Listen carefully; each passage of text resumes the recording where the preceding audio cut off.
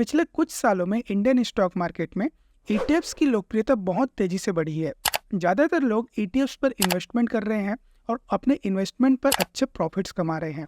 अगर हम डेटा की बात करें तो 2015 में लगभग 15,000 करोड़ रुपए का ईटीएफ का मार्केट था।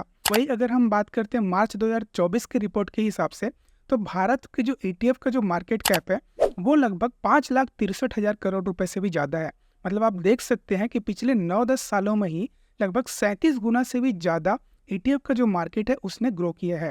अगर आप भी ईटीएफ के बारे में जानना चाहते हैं और इस पर इन्वेस्टमेंट करके अच्छा रिटर्न्स कमाना चाहते हैं तो ये वीडियो अंत तक देखिए।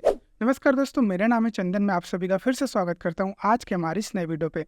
आज की इस वीडियो पर हम जानने वाले हैं ईटीएफ के बारे में कि ईटीएफ क्या होता है, यह कैसे काम करता है, आप इस पर कैसे इन्वेस्टमेंट कर सकते हैं, इससे कौन कौन से बेनिफिट्स होते हैं, कौन कौन से लॉस होते हैं और ईटीएफ कितने प्रकार के होते हैं।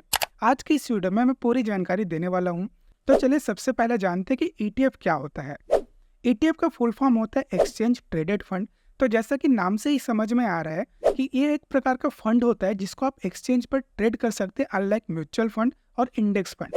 जिस तरीके से म्यूचुअल फंड और इंडेक्स फंड में अलग अलग स्टॉक्स पर, अलग अलग एसेट टाइप पर इन्वेस्टमेंट किया जाता है, उसी तरह ईटीएफ पर भी अलग अलग स्टॉक्स में, इंडेक्स में, एसेट्स टाइप पर इन्वेस्टमेंट किया जाता है और एक फंड बनाया जाता है। और जिस तरह इसके स्टॉक्स के और इंडेक्स के परफॉर्मेंस रहेंगे उसके हिसाब से आपको ईटीएफ का परफॉर्मेंस देखने को मिलेगा।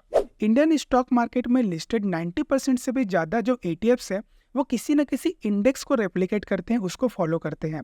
तो इसको आप निफ्टी 50 इंडेक्स के एग्जांपल से समझ सकते हैं। तो जिस तरह निफ्टी 50 में इंडियन स्टॉक मार्केट के टॉप के जो 50 कंपनीज होते हैं उनका वेटेज होता है, जैसे रिलायंस इंडस्ट्रीज का 10%, टाटा कंसल्टेंसी का 7.8%, एचडीएफसी बैंक का 6.4%।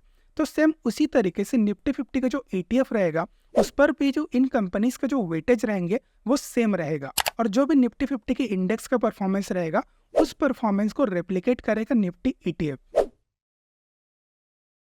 अगर आप इंडिया के ग्रोथ में पार्टिसिपेट करने के लिए इन 50 कंपनीज पर इन्वेस्टमेंट करना चाहते हैं तो आपके पास में दो ऑप्शंस है।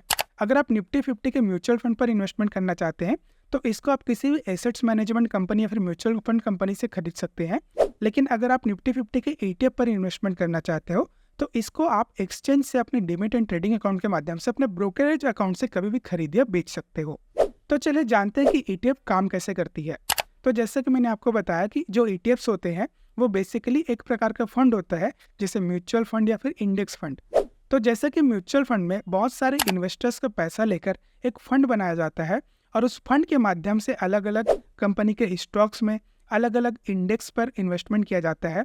और जो भी उस स्टॉक्स का या फिर इंडेक्स का परफॉर्मेंस रहेगा उसके हिसाब से आपका जो म्यूचुअल फंड होता है उस पर आपको रिटर्न्स मिलता है। आप एज अ इन्वेस्टर जब म्यूचुअल फंड पर इन्वेस्टमेंट करते हैं तो वहाँ पर आपको उस फंड के कुछ यूनिट्स अलॉट किए जाते हैं। तो जिस तरीके से आपका जो अंडरलाइंग एसेट्स परफॉर्म करेगा उसी तरीके से आपका जो यूनिट्स है वो परफॉर्म करेगा और आपको रिटर्न देगा।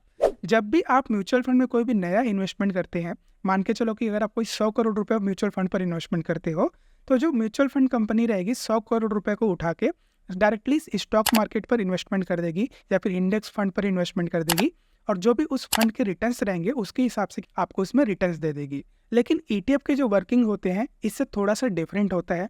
ये एक प्री क्रिएटेड बास्केट होता है जिसमें जो एसेट्स मैनेजमेंट कंपनी होती है वो अपना पैसा लगाकर एक बास्केट बनाती है और अलग अलग इंडेक्स पर या फिर अलग अलग सिक्योरिटीज पर इन्वेस्टमेंट करती है। मान के चलो कोई एसेट मैनेजमेंट कंपनी है जो कि 100 करोड़ रुपए इन्वेस्टमेंट करके एक ईटीएफ फंड क्रिएट कर रही है। तो जो भी पैसा वो उस फंड पर डालती है उसको अलग अलग सिक्योरिटीज पे या फिर अलग अलग इंडेक्स पर इन्वेस्टमेंट करती है और जब उस ईटीएफ को मार्केट पर लिस्ट करती है तो उसके बहुत सारे शेयर्स इशू किए जाते हैं। तो जब भी आप किसी ईटीएफ पर अपना पैसा इन्वेस्टमेंट करते हैं तब आपको जो शेयर्स मिलते हैं वो वही शेयर्स होते हैं जो एसेट्स मैनेजमेंट कंपनी उसको अलॉट करती है। तो यहाँ पर आपको एक चीज क्लियर होती है कि जब भी आप कोई म्यूचुअल फंड कंपनी पर नया पैसा इन्वेस्टमेंट करते हैं तो उस पैसे को जो म्यूचुअल फंड कंपनीज होती है तुरंत ही मार्केट पर इन्वेस्टमेंट कर देती है। लेकिन ईटीएफ पर ऐसा नहीं होता है। जब कोई एसेट मैनेजमेंट कंपनी अपने नए क्रिएट किए हुए ईटीएफ को मार्केट पर लिस्ट करती है तो उसको आईपीओ लाती है। तो अगर आप उस आईपीओ पर इन्वेस्टमेंट करके आप ईटीएफ खरीदते हो तो आप डायरेक्टली एसेट मैनेजमेंट कंपनी से उस ईटीएफ को खरीदते हो।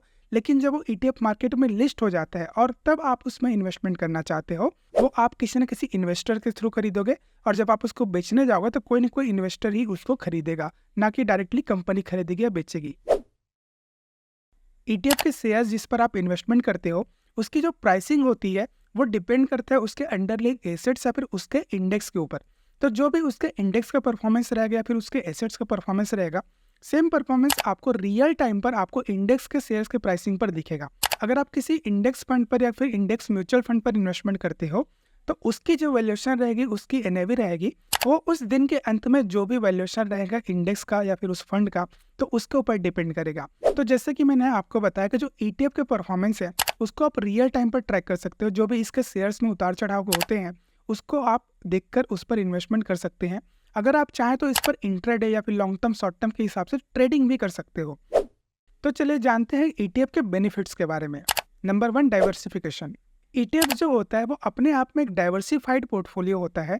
जिस तरीके से आप किसी पर्टिकुलर स्टॉक्स पर इन्वेस्टमेंट करते हो तो उस पर क्या होता है, आपको रिस्क ज़्यादा होता है, लेकिन आप किसी ईटीएफ पर इन्वेस्टमेंट करते हो तो वो किसी न किसी इंडेक्स को या फिर किसी न किसी सेक्टर को फॉलो करता है, उसको ट्रैक करता है, जिस पर आपको रिस्क थोड़ा कम होता है as compare to single stock. Number 2, liquidity. As compare to single stock आपको ईटीएफ पर ज़्यादा लिक्विडिटी देखने को मिल जाती है, क्योंकि इसके जो एयूएम साइज होती है उस पर इसकी जो लिक्विडिटी है वो डिपेंड करती है। क्योंकि बहुत सारे जो लोग हैं वो इंडेक्स फंड पर इन्वेस्टमेंट करते हैं, इंडेक्स के ईटीएफ पर इन्वेस्टमेंट करते हैं, तो कोई ना कोई इसमें खरीदी बिक्री करते रहते हैं, जिसकी वजह से आपको आसानी से इसमें लिक्विडिटी देखने को मिलती है। इसके जो वॉल्यूम्स होते हैं वो आपको अच्छा मिल जाता है, जिससे आप इसमें कभी भी इन्वेस्टमेंट कर सकते हैं, कभी भी आप अपने इन्वेस्टमेंट को सेल कर सकते हैं। Number 3, lower cost. मान के चलो कि आप निफ्टी 50 के सारे स्टॉक्स पर इन्वेस्टमेंट करना चाहते हो और इंडिया की जो भी ग्रोथ है उस पर पार्टिसिपेट करना चाहते हो, तो अगर आप सारे स्टॉक्स पर इन्वेस्टमेंट करने जाएंगे तो आपको अलग अलग उन 50 कंपनीज के जो शेयर्स है उसको खरीदने पड़ेंगे। तो हर कंपनी का जो शेयर प्राइस होता है वो सेम नहीं होता है, तो आप हर कंपनी के शेयर्स को खरीदने के लिए जाएंगे तो आपको बहुत सारा पैसा एक साथ वहाँ पर इन्वेस्टमेंट करना पड़ेगा। और हर सिक्योरिटीज़ के ट्रांजेक्शन पर अगर आप कोई भी शेयर खरीदेंगे तो आपको हर ट्रांजेक्शन पर अलग अलग टैक्स पे करना पड़ेगा, अलग अलग चार्जेस आपको पे करने पड़ेंगे। अगर वही आप ईटीएफ के माध्यम से इन्वेस्टमेंट करते हैं तो निफ्टी 50 के ईटीएफ पर आप उन 50 कंपनीज का जो एक्सपोजर है आप अपनी निफ्टी 50 के इन्वेस्टमेंट पर ले सकते हैं, जो कि आप आसानी से मिनिमम कॉस्ट पर आप ईटीएफ पर इन्वेस्टमेंट कर सकते हैं। कई सारे जो ईटीएफ की प्राइस है आपको 50 रुपये से भी कम देखने को मिलता है, तो आप कम पैसे से भी निफ्टी 50 के सारे जो स्टॉक्स हैं उस पर इन्वेस्टमेंट करना चालू कर सकते हो। Number 4, accessibility. तो जैसे कि मैंने आपको बताया कि अगर आपको 50 कंपनीज पर इन्वेस्टमेंट करना है निफ्टी 50 के, तो आपको 50 कंपनी के जो पोर्टफोलियो रहेगा उसको आपको मैनेज करना पड़ेगा। लेकिन अगर आप गोल्ड के ईटीएफ पर इन्वेस्टमेंट करते हो तो एक ही शेयर्स पर आपको उस 50 कंपनी का जो एक्सपोजर है वो आपको मिल जाता है। साथ ही आप इसको रियल टाइम मार्केट प्राइस पर आप अपने डीमैट एंड ट्रेडिंग अकाउंट के माध्यम से इसको कभी भी खरीद या बेच सकते हैं। तो अगर आप इन सब चीज़ों को देखोगे तो ईटीएफ जो है आपके लिए काफ़ी ज़्यादा एक्सेसिबल है, जिसको आप आसानी से एक्सेस कर सकते हैं। Number 5, trading. तो जैसा कि मैंने आपको बताया कि जो ईटीएफ्स है आप उस पर ट्रेडिंग भी कर सकते हो। वही अगर आप इंडेक्स फंड पर ट्रेडिंग करने जाते हैं तो आपको फ्यूचर एंड ऑप्शन पर इन्वेस्टमेंट करना पड़ता है, जो कि काफ़ी रिस्की भी होता है। लेकिन वही अगर आप चाहें तो ईटीएफ्स के माध्यम से अगर उस पर ट्रेडिंग करते हैं तो आपको कम रिस्क पर भी आपको अच्छा रिटर्न्स मिल सकता है। तो चलिए जानते हैं इसके रिस्क के बारे में। तो जिस तरीके से ईटीएफ के बहुत सारे बेनिफिट्स हैं, उसी तरीके से इसमें बेनिफिट्स के साथ साथ में कुछ रिस्क भी इन्वॉल्व है।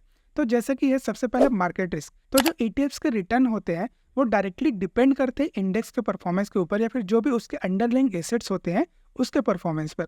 तो जो भी मार्केट का रिटर्न रहेगा वो आपको ईटीएफ का रिटर्न देगा। तो जो मार्केट का रिस्क रहेगा सेम रिस्क आपको ईटीएफ पर भी देखने को मिलेगा। Number 2, tracking error. यहाँ पर ट्रैकिंग एरर का मतलब ये होता है कि जो भी परफॉर्मेंस आपका निफ्टी 50 या फिर जो अंडरलाइंग इंडेक्स का है सेम परफॉर्मेंस आपको जो ईटीएफ है वो दे रहा है कि नहीं दे रहा है।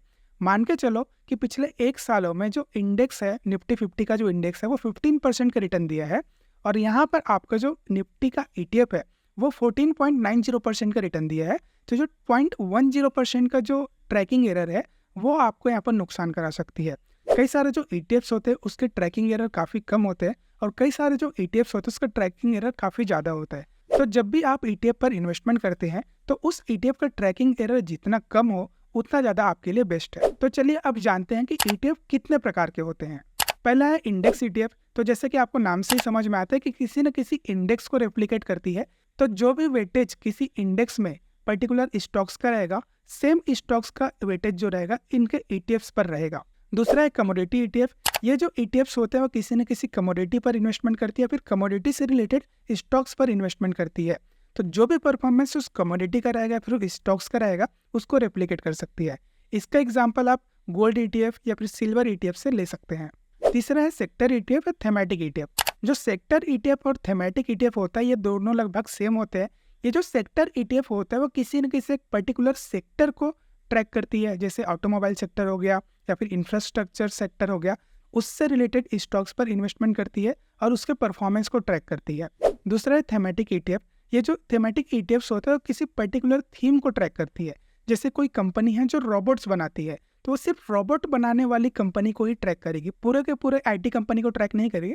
जो कंपनी सिर्फ रोबोट बनाती है सिर्फ उन्हीं कंपनी को ही ट्रैक करेगी। Number 4 bond ETF. ये जो ईटीएफ्स होते हैं वो किसी न किसी बॉन्ड पर इन्वेस्टमेंट करते हैं, जैसे गवर्नमेंट बॉन्ड्स हो गए, सिक्योरिटीज हो गए या फिर प्राइवेट कंपनीज के डिवेंचर्स हो गए, इस पर इन्वेस्टमेंट करती है। मुख्यतः इसके जो रिटर्न्स होते हैं वो काफ़ी कम होते हैं, क्योंकि जो बॉन्ड्स होते हैं उसके लॉक इन पीरियड जो होते हैं वो काफ़ी ज़्यादा होते हैं, 5 साल 10 साल के रहते हैं। तो इस पर आपको liquidity as compare to other ETFs आपको थोड़ा कम देखने को मिलता है। मगर आप किसी बॉन्ड पर अगर इन्वेस्टमेंट करते हैं तो उसके जगह पर अगर आप बॉन्ड ईटीएफ पर इन्वेस्टमेंट करते हैं तो आप इसमें कभी भी इन्वेस्टमेंट कर सकते हैं, कभी भी आप इसके इन्वेस्टमेंट से बाहर आ सकते हैं। तो इसमें लिक्विडिटी आपको मतलब एज कम्पेयर टू बॉन्ड्स थोड़ा आसानी से मिल जाता है। Number 5 international ETFs. ये जो इंटरनेशनल ईटीएफ्स होते हैं वो इंटरनेशनल फंड्स पर इन्वेस्टमेंट करती है, इंटरनेशनल कंपनीज पर इन्वेस्टमेंट करती है। तो आप अगर इंडियन मार्केट पर रहते हुए अगर आप इंटरनेशनल कंपनीज का एक्सपोजर अपने पोर्टफोलियो पर लेना चाहते हैं तो आप इंटरनेशनल ईटीएफ्स पर भी इन्वेस्टमेंट कर सकते हैं।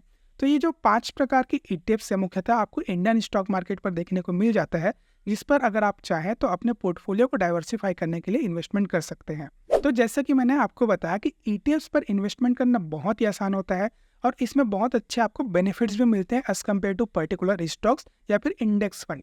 तो अगर आप किसी इंडेक्स फंड पर इन्वेस्टमेंट करना चाहते हैं तो आप ईटीएफ के माध्यम से उस पर आसानी से इन्वेस्टमेंट कर सकते हैं और अपने इन्वेस्टमेंट से आप कभी भी बाहर भी आ सकते हैं। तो चलिए जानते हैं कि अगर आप भी ईटीएफ पर इन्वेस्टमेंट करना चाहते हैं तो आप कैसे एक अच्छे इन्वेस्टमेंट का चुनाव कर सकते हैं, कैसे एक अच्छा ईटीएफ ढूंढ सकते हैं अपने पोर्टफोलियो में ऐड करने के लिए।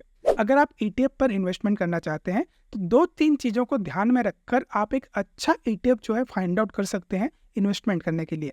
तो सबसे पहला तो ये कि आपको एक पर्टिकुलर सेक्टर या फिर पर्टिकुलर इंडेक्स डिसाइड करना होगा कि आप कौन से इंडेक्स पर इन्वेस्टमेंट करना चाहते हैं। तो आप जो भी इंडेक्स पर इन्वेस्टमेंट करना चाहते हैं उसके रिटर्न्स को रेप्लिकेट करना चाहते हैं तो पहले तो आप उसका चुनाव कर लीजिए। अब आपको ईटीएफ्स में कौन कौन सी चीज़ों का ध्यान रखना है। Number 1 expense ratio. तो जैसा कि मैंने आपको बताया कि जो ईटीएफ्स होता है वो एक प्रकार का फंड ही होता है। उस फंड को मैनेज करने वाली फंड मैनेजमेंट कंपनीज होती है, फंड मैनेजर्स होते हैं।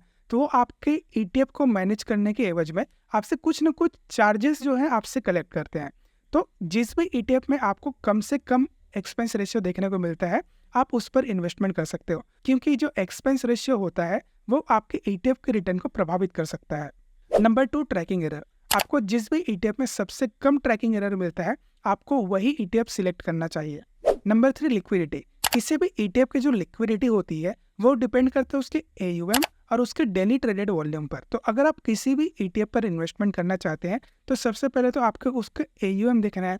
किसी भी ईटीएफ का जितना ज़्यादा एयूएम होगा उस पर आपको उतनी ही ज़्यादा आसानी से लिक्विडिटी देखने को मिलती है।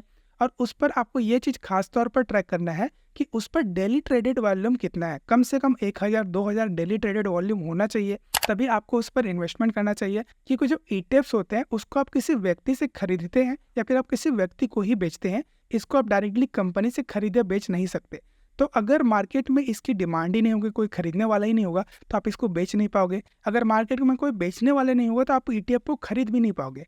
तो यह रही ईटीएफ की संपूर्ण जानकारी। अगर आपको ईटीएफ के बारे में और कुछ भी जानना हो, अगर आपके मन में कोई भी सवाल हो तो आप मुझे कमेंट बॉक्स में पूछ सकते हैं। मैं आपके हर कमेंट का रिप्लाई यहाँ पर करने वाला हूँ। यह वीडियो अगर आपको पसंद आई तो प्लीज़ वीडियो को लाइक करिए, इस वीडियो को अपने जान पहचान वालों को जरूर भेजिए और इस चैनल को सब्सक्राइब कर दीजिए ताकि आपको आने वाले समय पर ऐसी इन्फॉर्मेटिव वीडियोस मिलते रहें। तो चलिए दोस्तों, मैं चंदन आपसे मिलता हूँ अगले वीडियो में। तब तक के लिए धन्यवाद।